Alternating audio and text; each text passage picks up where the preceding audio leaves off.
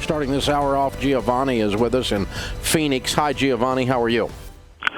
Well, the only way it could be better is with a brand new free pair of size 10 shoes, Dave. What's up in your world, man?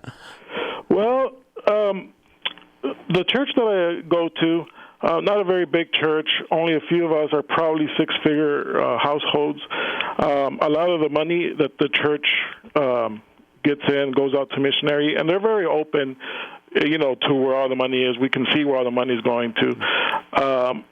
I've taken it upon myself to, my tithing, my wife and I, part of it we give in cash, but part of it, I'm a technology guy and I'm an awesome musician. I like quality instruments, and those are not, cheap. So between, what the church needs are and what I like to do, I tend to split my tithing. I just want to see what your take is on that. Okay. Well, the point is not whether you're meeting some obligation with God. The question is, what is he teaching us through this?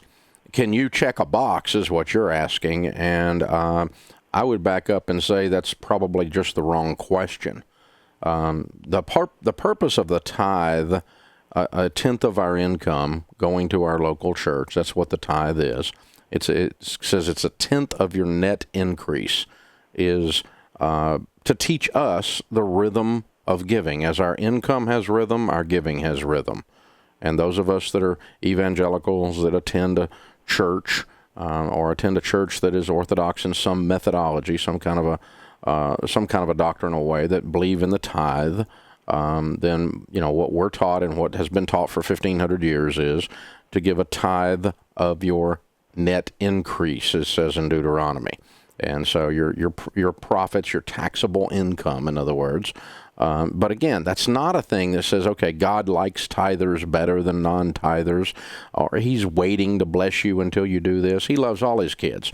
He is instead saying, my son, the best way to live your life, the best way to have a great life is to be a giver.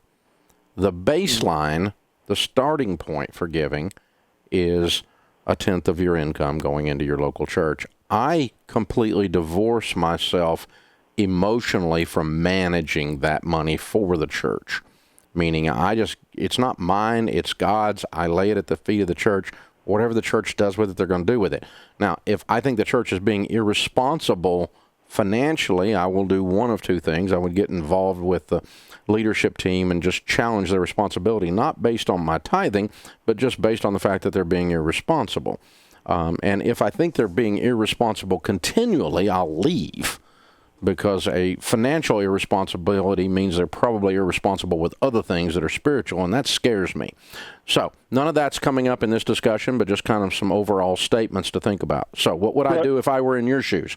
I would separate the purchase of instruments or the donation of your time for technology or the purchase of technology into the offering category, and it would be separate than your tithe category.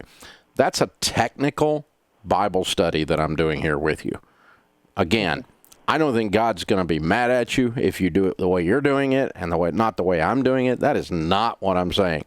But there's just, as you read through Scripture and begin to understand the difference in a tithe and an offering is where you do stuff with your time. An offering is where you do stuff like, I've got some, a great guitar, and this church really is probably not going to purchase a guitar that's nice, and I'd love to be able to play it while I'm there, so I'm going to donate it to them. I think they need to get their act together on their website, so I'm going to jump in and help them. And those are great things that you're doing, where you're donating your skills, your talents, your time, and those kinds of things.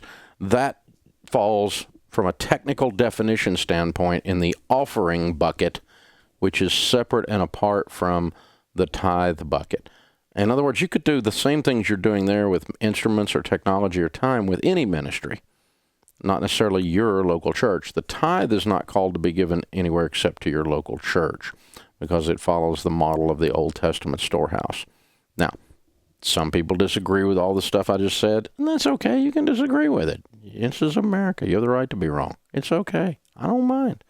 It's okay.